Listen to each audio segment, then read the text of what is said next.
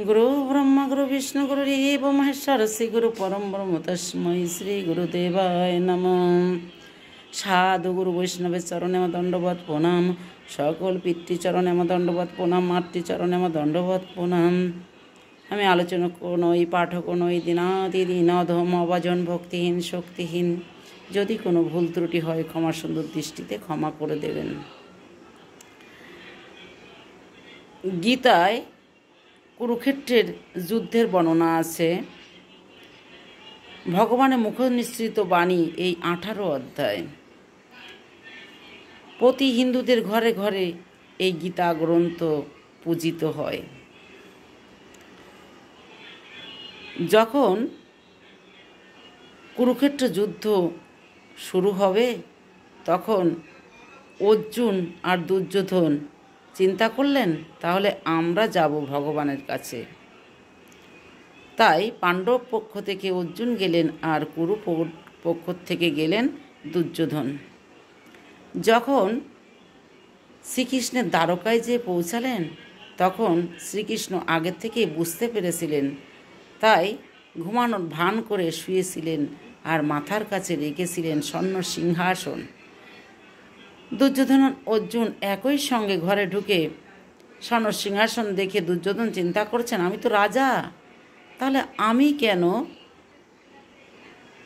এই বিছানায় বসতে যাব, খাটের উপর বসতে যাব, আমি তো সিংহাসনে বসবো।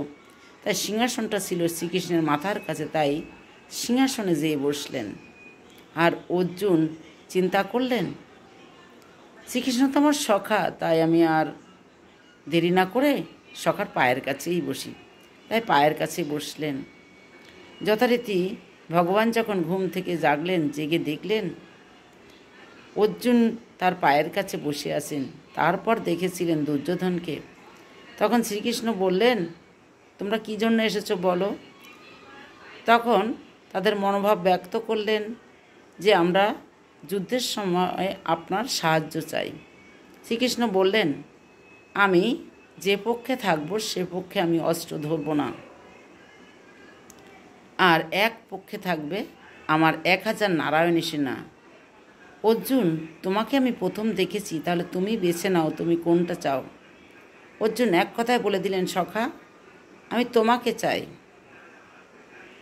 দুর্যোধন চিন্তা করলেন, যাক বাঁচা গেল, আমি শ্রীকৃষ্ণকে নিয়ে তো কোনো লাভ নাই, আমি ওই 1000 নারায়ণী সেনাই নেব।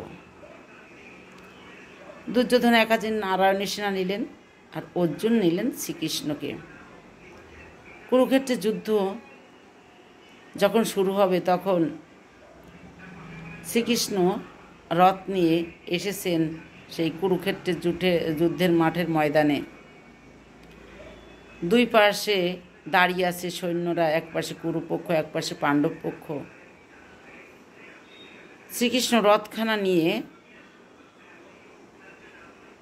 রাখবেন এমন সময় অর্জুন বলছেন, সখা রথখানা 2 দলের মাঝখানে রেখে দাও।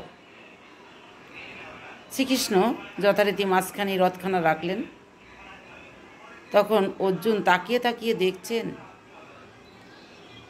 কুরুপক্ষে যারা যুদ্ধ করতে এসেছে, আমার শ্বশুর সম্বন্ধী, শালা, মামা, বিভিন্ন আত্মীয় স্বজন, আমি কাদের পক্ষে আর কাদের বিপক্ষে কিভাবে যুদ্ধ করব, যারা আমার বিপক্ষে যুদ্ধ করতে এসেছে কিভাবে তাদের মারব, আর কিভাবে দুর্যোধনের ছেলেদের মারব, আর কিভাবে গুরু দ্রোণাচার্যকে মারব, আর কিভাবে বা আমার ঠাকুরদাতা ভীষ্মকে মারব, তাহলে আমি যুদ্ধ করব না।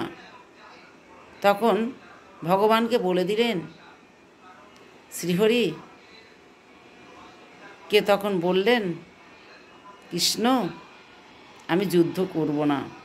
অর্জুন কিন্তু জানতেন না যে কৃষ্ণই হচ্ছেন ভগবান, তখন কিন্তু জানতে পারেনি। এটাই হচ্ছে গীতার প্রথম অধ্যায়। জয় শ্রী রাধে।